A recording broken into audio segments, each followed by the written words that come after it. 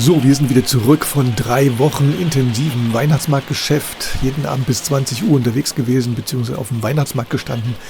Deswegen bin ich zum einen auch nicht dazu gekommen, jetzt ein aktuell komplett neues Video zu drehen. Ich hoffe, das klappt ab nächster Woche dann wieder. Und ich bin natürlich auch nicht dazu gekommen, die zahlreichen Kommentare, es müssten so um die 100, 120 Stück sein, die sich in den letzten 3 Wochen hier angesammelt haben, zu beantworten. Und das werde ich jetzt am Wochenende rückwärts mich durch die Informationen hier durcharbeiten, die ihr mir hinterlassen habt, und versuche diese ganzen Kommentare dann nachträglich noch zu beantworten. Und aus diesem Grund hier wieder ein kleines Special. Es sind mittlerweile 57 Jahre Modellbahn Vergangenheit, die ich hier sozusagen auf dem Buckel habe. Und hier möchte ich euch zeigen, wie das Ganze angefangen hat und wie der aktuelle Stand im Moment ist. Mit der größte Auslöser war wahrscheinlich mein Urgroßvater, der Lokomotivführer, damals noch bei der Reichsbahn war, dann bei der Bundesbahn und mich auf sämtliche Bahnhöfe mitgeschleppt hat, um mir die Lokomotiven zu zeigen und Wagen zu zählen. Das Ganze waren damals zum Großteil noch Dampflokomotiven und das hat mich dann wohl ziemlich geprägt.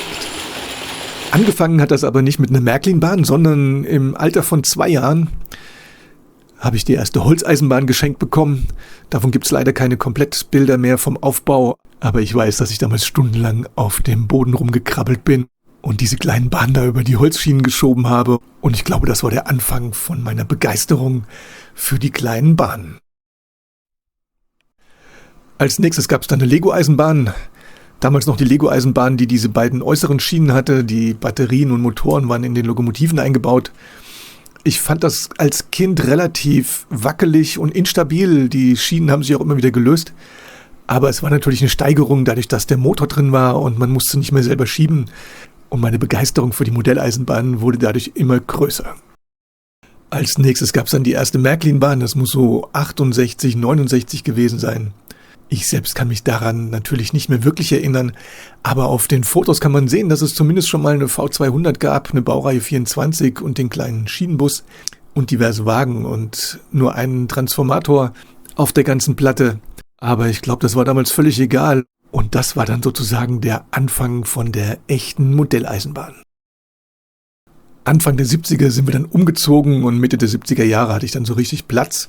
Für meine damaligen Verhältnisse für die Eisenbahn war damals immerhin 3,30 Meter mal 1,20 Meter eine Platte und ich hatte dann tausende von Ideen. Das hat sich darin geäußert, dass ich die Anlagen angefangen habe, bevor sie richtig fertig waren, schon eine neue Idee hatte und dann die nächste angefangen wurde. Und so habe ich jede Menge experimentiert und probiert und das waren für mich sozusagen die wilden 70er. Mit 16 habe ich dann die ganzen Märklin-Sachen verkauft, weil ich mehr Platz haben wollte, bin auf Endspur umgestiegen, hatte dann nur eine kleine Klappanlage, da gibt es auch leider nur ein einziges Foto davon, habe Lokomotiven und Wagen gesammelt und immer wenn ich Lust hatte, die Anlage aufgeklappt und mal ein paar Runden fahren lassen. Dann kam der nächste Umzug, wir sind in ein kleines Reihenhaus gezogen. Ich habe mir dann überlegt, diese kleine Endspur im Hobbyraum aufzubauen, da gab es dann 6 Meter mal 4,50 Meter Platz. Hab mir aber gedacht, ich möchte eigentlich fahren lassen und nicht immer sauber machen und nicht so klein basteln. Deswegen habe ich dann die Endspur wieder abgegeben, eine Anfangspackung von der Lehmannbahn gekauft und aus dieser kleinen Anfangspackung wurde dann eine Rundumanlage. Die Lokomotiven wurden immer größer, die Züge immer länger und der ganze Hobbyraum war nachher eine komplette Anlage. Ließ sich leider hier nicht richtig fotografieren, weil wir haben nur 2 Meter Deckenhöhe und die obere Ebene war auf 1,30 Meter, sodass ich hier keine gescheiten Fotos machen konnte. Aber das hat damals dann schon richtig Spaß gemacht. Die Lokomotiven, die dann nicht auf die Anlage gepasst haben, die fanden dann Platz im Regal, im Gang zum Hobbyraum. Und ich habe damals eigentlich gedacht, dass das ewig so weitergeht. Parallel dazu hat unser Sohnemann dann eine Märklin-Teppichbahn geschenkt bekommen. Das war dann für mich der Auslöser zu sagen, ach, eine Märklin-Bahn. In der Erinnerung an meine Jugendzeit könnte ich ja auch wieder anfangen. Und ich habe angefangen, die eine oder andere Lokomotive zu kaufen. Das wurde immer mehr. Und ich habe dann eine ganz einfache Bahn unter die Lehmannbahn im Keller gebaut. Da war ja Platz. Das Ganze immer nur in der Holzausführung und habe wieder angefangen, Märklin-Lokomotiven zu kaufen und Wagen zu sammeln. Und dann kommt ein ganz trauriges Kapitel, das heißt, der Raum musste renoviert werden, die Türen und Fenster waren undicht, die Märklin-Bahn wurde wieder abgebaut Und die Lehmannbahn, die außen komplett den Raum ausgefüllt hat, wurde auch wieder zurückgebaut. Und ich musste dieses ganze Gelände abbauen und habe diese ganzen Gipsteile und so weiter mit dem Hammer zerschlagen. Und das hat überhaupt keine Freude gebracht. Und in diesen Tagen habe ich dann auch beschlossen, nie mehr eine stationäre Eisenbahn zu bauen, die ich nicht in Einzelteilen irgendwie durch die Tür bringe. Denn so eine Anlage abzubauen und die Geländeteile zu zertrümmern, das möchte ich nicht nochmal erleben. Als nächstes hatte ich dann die Idee, die abgebaute Märklinbahn doch zumindest mir ein Betriebswerk zu erhalten und habe mir ein kleines Betriebswerk gebastelt, um dort zumindest die Lokomotiven zu präsentieren. Das Ganze hat mir aber nicht wirklich so viel Freude gebracht, deswegen habe ich dann auch die Märklin-Sachen wieder verkauft und bin auf die Z-Spur umgestiegen. Also habe ich angefangen, mir die ersten Teile in Spur Z zu besorgen, hier die ersten Versuche zu machen auf ganz kleinen Styroporunterlagen, um das überhaupt mal zu probieren, welche Steigungen sie schaffen, was da überhaupt so funktioniert. Habe dann die ersten Anlagenpläne geschmiedet und parallel dazu habe ich jede Menge Material gesammelt, in erster Linie amerikanische Sachen, aber da mich die anderen Dinge auch begeistert haben, blieb es natürlich nicht nur dabei, sondern es kam das ein oder andere hinzu und die Sammlung wurde immer größer. Gebaut habe ich aber dann nur Kleinanlagen, erstmal keine große, weil ich das erstmal alles austesten musste, in dem kleinen Maßstab überhaupt zu bauen. Der Vorteil war natürlich, dass man sowas perfekt in die Ecke räumen konnte und wieder wegstellen konnte und man nicht den ganzen Raum wieder blockiert. Und so gab es diverse Kleinanlagen, die ich mir nach und nach gebastelt habe. Die erste war hier die kleine mit dem Surfshop, die fertig geworden ist. Und ich wollte unbedingt das mit dem Wasser probieren und so eine Art Ferienstimmung hier drauf bringen. Das nächste war eine kleine Anlage mit dem Bauernhof. Das Konzept war so ähnlich, einfach nur im Kreis rum, möglichst kleine Grundfläche. Dazu gab es dann noch eine passende Kiste, die man übergestülpt hat.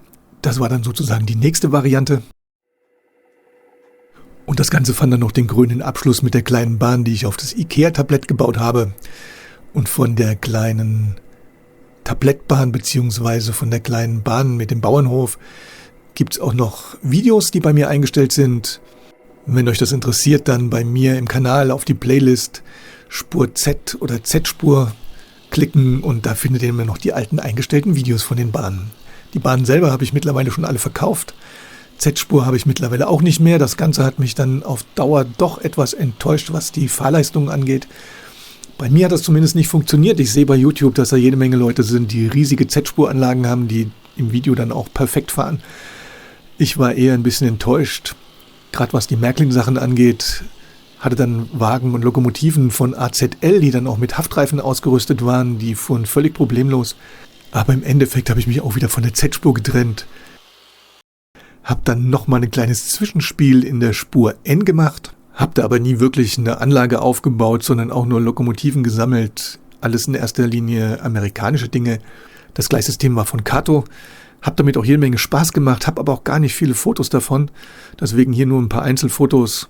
Der Raum, in dem das Ganze dann unten stattfand, dieser Hobbyraum, wo auch die große Bahn vorher aufgebaut war, wurde dann für unsere Töpferei gebraucht, sodass die Eisenbahn komplett aus dem Kellergewölbe sozusagen verbannt wurde.